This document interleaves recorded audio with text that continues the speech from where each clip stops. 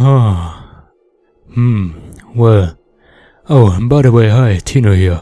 Kinda weird that we're already getting teased by Undead Labs with State of Decay 3.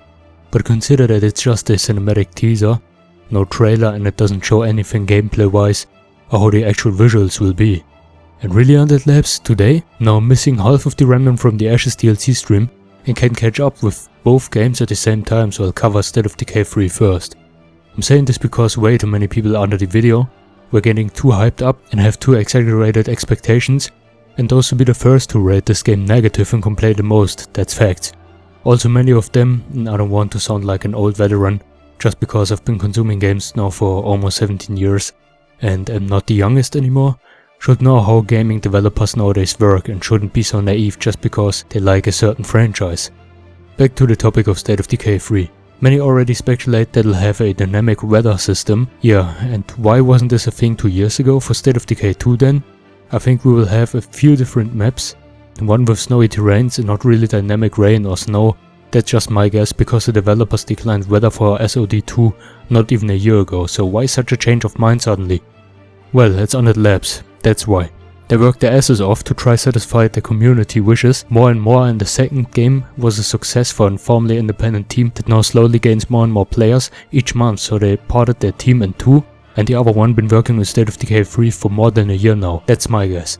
The cinematic teaser, emphasis on cinematics, so the game itself won't even look close to that, to be fair and honest, showed us a single survivor wandering around the world and confronting infected animals.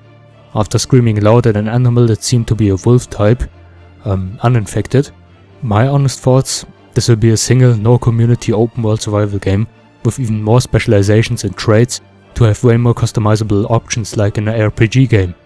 And maybe that's just me saying it because I always love RPG games the most and pretty much only play them since we have enough pure zombie games. Hey Joe, you wanna play a zombie game? Yeah!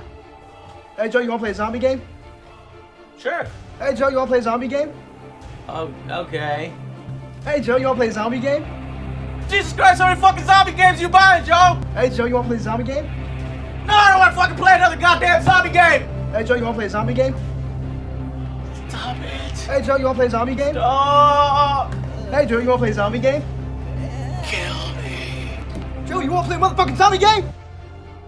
Furthermore, Joffrey recently figured out and spoke about that more players than expected play State of Decay 2 with a single character and no community, which is simply not how the game was supposed to be played, especially since you have too many stamina and health limitations and other restrictions and need several survivors for bases, I mean, except of the starter one of course. He talked about that several minutes in a stream a few weeks ago, but I'ma be honest that I don't want to search hours for that single scene again, because I can't recall the exact stream where he said that, but I know some of you caught that too. So that's a hint for a solo survivable game, and that brings me to the idea to similar open world survival games, with crafting like Green Hell, The Forest, even Fallout, Outward, or the game I mentioned before, Remnant from the Ashes, or That Island.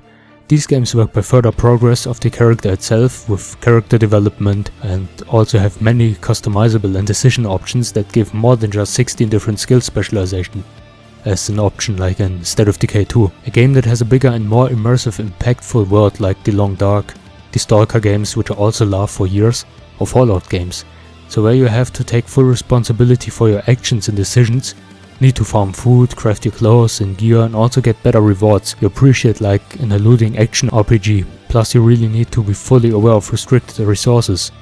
And of course we get infected animals, and I guess normal animals too, which we need in order to eat and survive. Plus this may turn out to have a single animal multiplayer, but I don't think, or at least I wouldn't like, a PvP MMO, since we have dozens of them like DayZ, Hunt Showdown, Player Unknowns and so on. Last but not least, like I said several times in the past few weeks about a rushed release, they should take their time because I'm also a patient guy and rather have something well produced and taken care of instead of something rushed that got in the middle of a production release or something like that. I guess, and I also hope, fingers crossed, that this won't be released prior to April or May 2022, because the gap between the first and the second game was pretty much 5 years. So this needs at least 4 years or it will be a rushed glitch and bugfest. So hopefully many of you agree with me at this point. But am I wrong? What are your thoughts on the teaser and what do you think it'll be or you want it to be? And overall, thanks a lot for tuning in. I wish you a great day. Bye.